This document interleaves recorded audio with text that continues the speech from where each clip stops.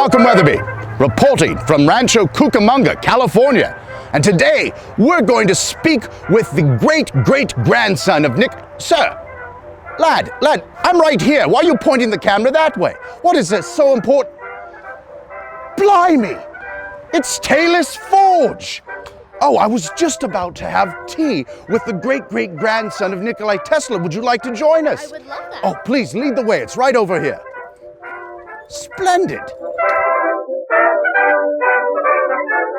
Colonel Malcolm Weatherby, reporting from Rancho Cucamonga, California. And this episode, we'll be talking with Tayliss Forge, an extraordinary artisan crafter and reality TV celebrity. Oh, shush. Yes, welcome. One of the first questions I'd like to ask you is, what was your first cosplay? Well, back in 2010, I attended Anime Expo, which was my first convention, because I'm a huge anime nerd and was in high school. And so I went as a human version of a kind of rabbit-like character from Tsubasa Reservoir Chronicles. Okay. And so I was wearing a nice a white dress, and had big bunny ears, and it was really cute and fun. And I assume that you created that, correct? Actually, I didn't know how to sew at the time, Really? and so I didn't start sewing until much later, so it was just pieced together. Oh, fantastic. Wow. That's surprising. I thought you were just born an incredible seamstress. I wish. Yeah, right? Well, some people are born with these extraordinary skills. So the next thing I'd like to ask you is when did you discover steampunk? And what did you think was so attractive about it? You know, I had heard about it from people at school about 2008 or 9, and people were like, oh, this is really cool fashion stuff, check out all these neat pictures, and I was like, that's really neat and fascinating to see how people had been making these unique costumes and creations. So my first year when I went to Anime Expo, the League of Steam was there, and they were presenting a steampunk character creation panel, and so I actually designed my first costume during their panel. Oh, yeah. Fascinating. Yeah. And I assume you have photographs of this on your Facebook page, probably? I do. Okay, good. So if the audience wants to reference one of your first steampunk costumes, they're able to do so. Yes. Excellent. What elements of steampunk do you find the most attractive?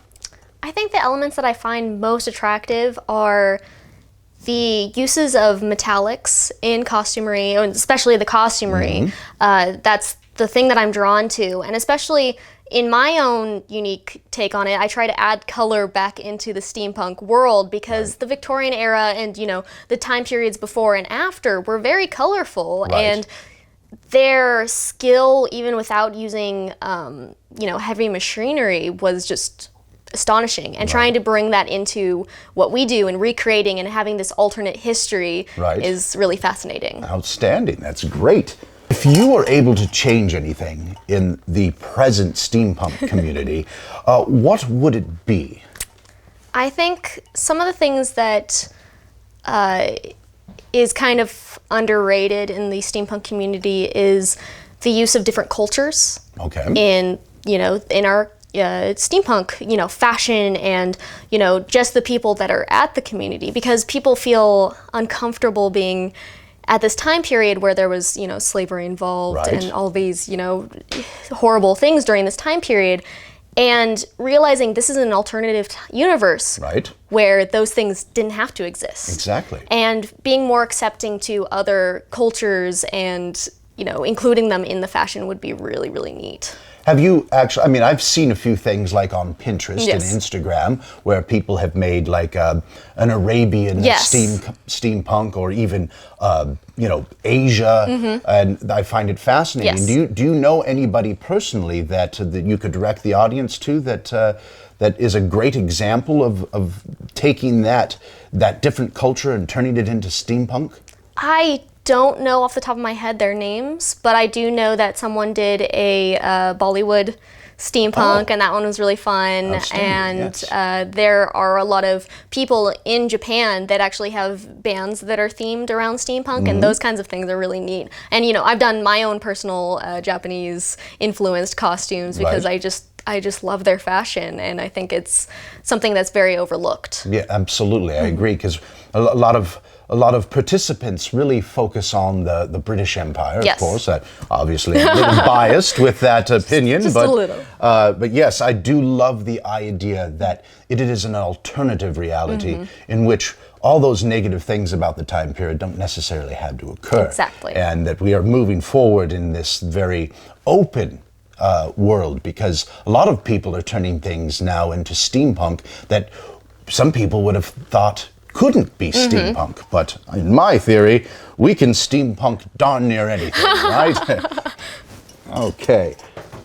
With your current status as, well, you preferred to be called a craftsman artisan and a reality TV show celebrity, how do you think you can use those titles and experiences to improve the steampunk community?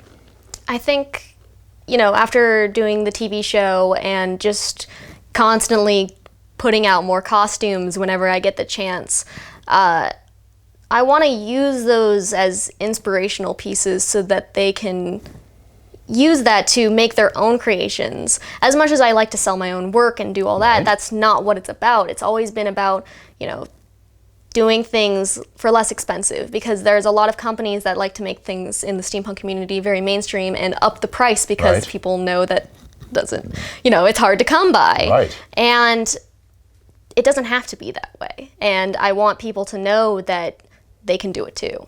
Oh, that's fascinating. So you're really a promoter of inspiring others to make their own creations. Yes. That's phenomenal, because often too many times we find people who make these closed-ended groups, and like membership is difficult to be a part of the community, and you want to see the community be open and inspire people to create their own wonderful creations. And well, it doesn't hurt if they purchase one of yours to hands-on influence, right? Yes, that's very important. This is probably where your corsets are going to come in quite handy. What is some of your favorite steampunk creations? Well, pieces that have still lasted over the time, of course, are the elf ears that I've, made, and I have had them for almost 7 years, and it was, elf ears, wire wrapping them was not a new thing. That was something that had been pre-established, but doing something steampunky with it and bringing fantasy into steampunk, I wanted to do that, with time traveling and all that. Those things can be brought in if you have a great story to go behind it. And, having the time sorceress, which is one of the original characters that I had come up with, doing that full costume. And then, of course, I love making corsets.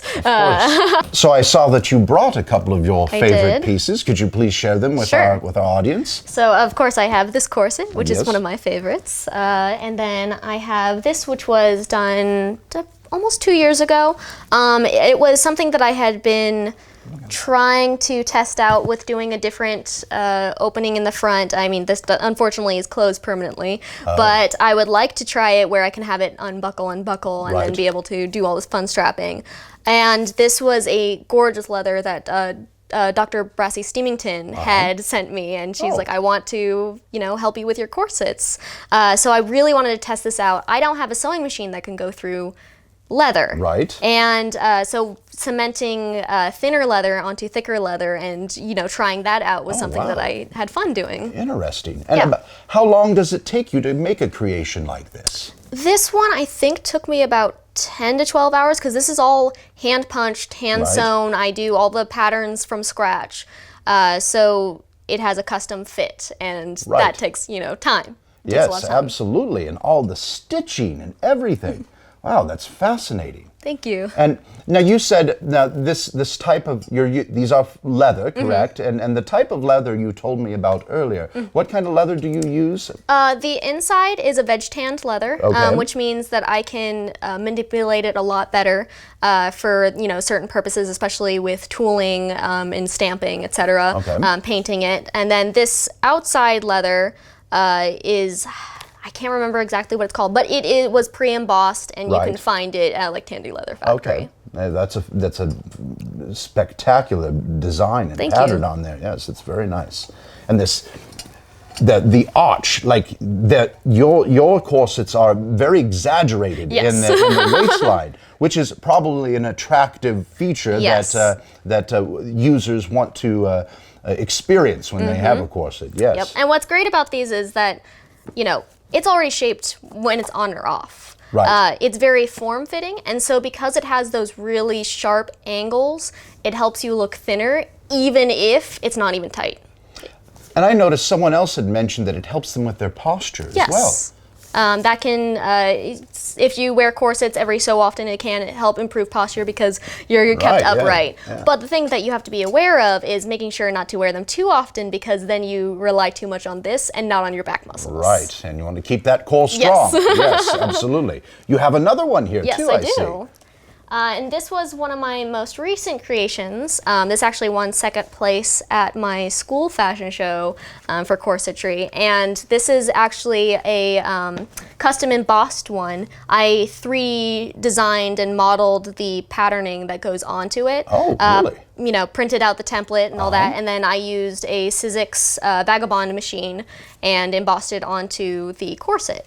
And so, and then I dyed it afterward using also the veg tan leather because it, takes the dye in really Right, well. yes, that's beautiful. Wow. And one of the reasons why I chose this color specifically is one of the corsets that I made on Steampunked was this really pretty, this same color corset that I had made for Carrie Ann, and Oh, okay. I wanted to make another one because I missed that corset. Right, and now you have the capability to do so. So what's Exactly. stopping you? Nothing, apparently. Yes, nothing, apparently. Wow, so these are all, so you designed this Yes. like in CAD or something? What I was the used tool? Autodesk. Autodesk, okay, and then what, 3D printed Yes. the stamp out? Wow, that's quite a lot of work there. Yep. So. And these are incredibly durable, I assume. From Yes. its what would you say the lifespan is from one of these corsets? The originals did not last very long because I didn't know how to do the proper construction. Mm-hmm. The second and third one that I made, I've had them for probably over 5 to 6 years, and they're still very strong and haven't had any issues. I've even worn this to LARP an entire weekend wearing this, and Wow. it's taking a beating and still strong. Well, it looks incredibly durable. Like, I don't see how it could. The laces will wear out before anything else. Most likely. Who is your favorite steampunk influence, past, present? Well, I really can't talk about the future since we're not supposed to talk about things that happen in the future. But I'm sure there are people who have influenced your creations. Yes. Do you have particular people or authors or something in mind? I think definitely my favorite, because I do a lot of fashion, the person that influences me the most is Charles Frederick Worth, who was during the Victorian era and Edwardian era. He was the father of couture. He did haute couture, and his creations are just phenomenal, and it's something that I aspire to be like, because just learning the techniques is something that just fascinates me, and seeing how his gowns were just very finely done. The hourglass figures he did, the bustles, the trains, beautiful work. Wow, we'll definitely include that in the conversation Please. here. Yes, absolutely. Anyone else, by chance? Someone in the present, maybe? Is there a current artist that you have found to be quite influential in modern times? I think seeing, just my friends working and seeing how well they do, especially, the Steampunk cast have become my family members, and seeing them move forward, it's really heartwarming. That's I great. love seeing them move forward and make bigger and better creations. That's awesome to be positive about other people's success. Yes. Too. What brought you to the point to where you wanted to pursue fashion design? Well, I had been dabbling in, costumery, and one of the classes I had taken was a historical fashion class in college as an elective, and the professor's like, if you really are interested in doing this, you should really just go for it. We have a design program at our school. So I had kind of shopped around to different departments, and making sure that I was able to afford it, it just wasn't feasible at the time. And so I continued doing my marketing degrees, and after I went on the TV show, I was like, I'm done. I can't do this anymore. This is not what I want. And then I went back to, the community college that I had originally gone to, and took almost all the classes that I could and getting certificates, and I know that this is something I want to do, and the classes have broadened my knowledge as well. Outstanding, yes. That when education opens your mind to new possibilities, and now you have a greater skill set, you've come an incredibly long way to the point where you didn't know how to sew and create your own things, and now you're considered an expert in the field. I would say so, and you don't need to be modest. What are your top 3 tips for beginning cosplayers? Well, first off, it doesn't have to be perfect your first time. Good. There is always a beginning point and always improving. It's kind of cool to have those pictures of a start to a finish. Yes. The second thing is you don't have to have expensive materials in order to do a cosplay. I did an entire month where it was closet cosplays, where I only found things from my closet to make a cosplay. It's not perfect, but it's wearable to a convention. You can do that for now until you get the skills that you need. And the third is, sewing does help a lot. You can be self-taught, but definitely going and finding, inexpensive classes, going to a community college and getting those classes, it will improve your skills so much. What advice could you give to somebody who is going to enter the reality TV industry? Don't do it. Don't do it, yes. I've heard that from many people who are engaged in such activities. They had said, sounds like it's a very stressful.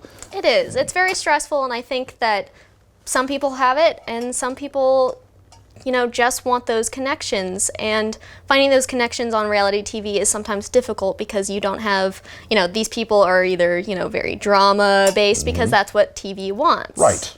So I was very fortunate to have almost an entire cast of people who was not interested in the drama. We just wanted to create. Oh, that's great. Yeah. So you did have a positive experience from it. Yes, it sounds like you made some lifelong friends. I did. And that you're still in contact with them, I assume? Yes. So that's great. So there was something positive from it, yes. Good. It's rare, but it happens. Right, yes. I've heard some true disaster stories from people who are involved in reality TV, and I'm definitely not interested. Good. You're a smart man. What are your post-education plans? Well, I will be hopefully finishing my marketing degree, assuming I get all the classes I need this fall. I just finished and got my fashion design certificate, occupational certificate, so I can have that on my transcript and resume this past spring. And what I would like to do after that's done is potentially get a costuming internship with Disney and have that also on my resume. And building up to where I can either work on costumes for theater or potentially film, depending on, I like historical costumes. Of course, yes. They're very exciting. Yes, and the more theater stuff has a lot of historical costuming, and that's definitely something I would be interested in doing. That's fascinating. Very good. You definitely have a good head on your shoulders. You have a plan ahead. That's excellent. What was I going to ask? Maybe I should have some oolong tea to refresh my memory. Blasted memory. As you get older, it's so difficult to remember some of the simplest things. But yes, so about the reality TV show. Now, how does one even get through I assume it's this monstrosity of bureaucracy in order to get through to even be selected. How long did that take? Well, I think I put it in an application because people kept sending me, oh, there's like a steampunk show going on, you should, put pictures into the, it was an email thing. And so I was like, didn't think anything of it. I sent them some pictures, and I think it was in January of 2015 when that happened. And they almost contacted me immediately, and they're like, we'd love to see more pictures. Do you have, what's your phone number so we can contact you?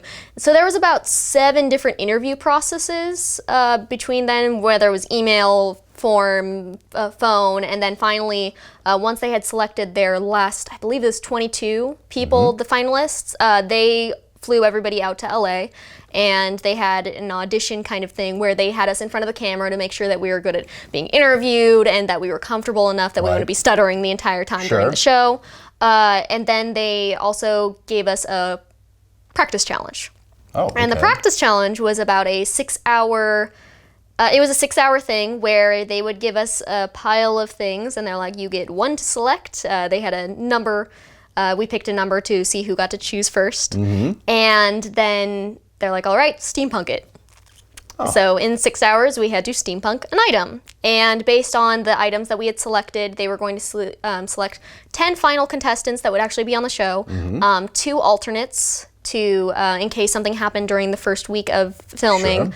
And I was actually originally selected as an alternative. Okay. Someone dropped out about the week before filming, and they're like, all right, you're in. I was like, what? Wow. Yeah. And so you're just thrown right into the fire. Yes. So that, with the auditions, I believe, were in March, and then we started filming around May, and then it aired in July. So personally, when you were thrown into that situation, did you feel that you were prepared for such endeavors? I did not feel prepared at all, especially because I was, I had a bunch of conventions that I had already prepped because I knew I wasn't going to be on the show, because I already said, no, I don't want to be an alternate, find somebody else. I had all that prep, and then being thrown into this, and I'm like, I don't know what I'm getting myself into. This is really tricky, and then being away from home, I wasn't going to be able to talk to any of my friends or family. I didn't have, any technology of any sorts. Right. All I would get is like 15-minute call homes once a week. Really? Yep. You were almost like a prisoner. Exactly. We didn't even have keys to our own room. We could leave, but good luck getting back in. Wow. Yep. That's remarkable. You survived such an ordeal. Wow. Well, Yep. So you were essentially not. I'm sure every part of your life was dictated at that point, right? Yes. Wake up, when eat. we ate, almost what we ate. When we got to leave, we could, we had one day that we would have off. If I wanted to go swimming, it had to be supervised because they didn't want me talking to anybody else at the hotel, telling them, hey, I'm in a TV show, this is what we're doing. We couldn't talk to each other unless it was on film because they wanted to make sure all our interactions were there and that we didn't try to cohort with each other hey, if you win, we get 50, we'll split 50-50, Yes. So, I understand that, but it made it really difficult to communicate with the other cast members because it was constantly, okay, talk, now shut up. Oh, wow. Yeah. So you pretty much had to get your message out while that red light was on the camera. Exactly. Right? And if you didn't do it correctly or they didn't understand, then, wow, you have all kinds of problems, especially very difficult working in an environment that's supposed to be, team-based, Yes. right? Yeah. Wow. We're supposed to work in a team. We had, wonderful people that we got to work with, and it really sucked being in a competitive format when you just want to make and have fun and, get this done. I was helping other team members all across the way, and they were helping us on our team, and because not everybody knows everything. Right. And it's really cool to just learn. Oh, fascinating. Do you have any upcoming projects or maybe some future conventions that you're going to be attending this year that people might be interested in? I have a lot of cosplays that I'm working on. A lot of them are secret, so I won't say. I understand. But I will be going to Dragon Con in September. Okay. That's the first weekend in September, and that's going to be really cool because I've never been there before, and almost all the Steampunk cast will be there too. Okay. And then I will also be at Oxnard Steampunk Fest in Oxnard, and that one's a really fun event, and they have a lot of bands there and a lot of vendors, and it's one of my favorites too. How pleasant. No Comic-Con in San Diego? Unfortunately, it's pretty pricey, It is, and yes. I unfortunately did not get a professional badge this year, so. Oh, unfortunate. Yes. Very unfortunate. So, tell our audience, what are the benefits of purchasing artisan crafts versus mass-produced items? Well, it's definitely a one-of-a-kind piece, because no matter if you're making it by hand, there will always be something new about it. Sure. Mass-created items will be the same over and over and over again. Also, these people that are artists, they're doing it for a living, and this is what they are passionate about. You know, big corporations, it's not their passion to give us what we want, it's what makes more money. Yes, right, yeah. Also, you know, these people are generally very accommodating if you want something that's unique. Right. And, you know, you want it for that special someone, you want it to be something special for you to wear or something for you to have in your home. And having it a specific color, whether it's like a specific design, people want that. Absolutely. It makes it special. It's like you're buying a piece of artwork. Yes. That sometimes you might be wearing or actually using. Yes, good. Very, very good points you bring up. I agree. Tayliss, now, where could our viewers find some of the marvelous creations that you've made, and what outlets do you usually engage in commerce in? Well, Etsy is where most of my items are. I have 2 different Etsy pages. One is nonconformity or nonconformity accessories, and that's etsy.com/shop/nonconformity. That has, you know, my elf ears on it. If you want custom items, I can do those as well. A lot of the chokers, I have a corset on there, and also information on how to get custom leather corsets. And then I also have another page that's Tayliss Forge Cosplay, so etsy.com/Tayliss Forge Cosplay, or shop/Tayliss Forge Cosplay. And that has any prints that have like pictures of my costumes that I sign. Also has a couple fun tattoos on there. Good. And body pillows of myself and Tobias McCurry. Interesting. Yeah.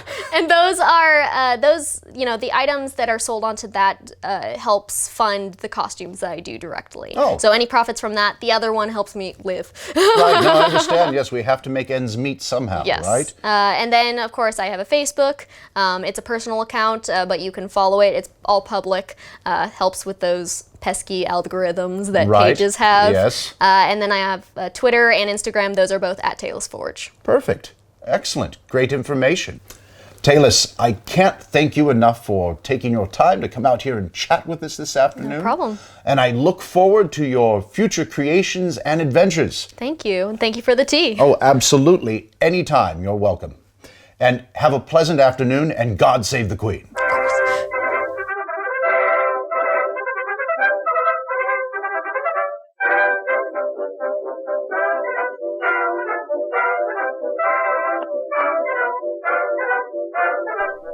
Thank you for watching. I encourage you to add me on Facebook, Instagram, and support me on Patreon, so I may improve these educational videos. God save the Queen.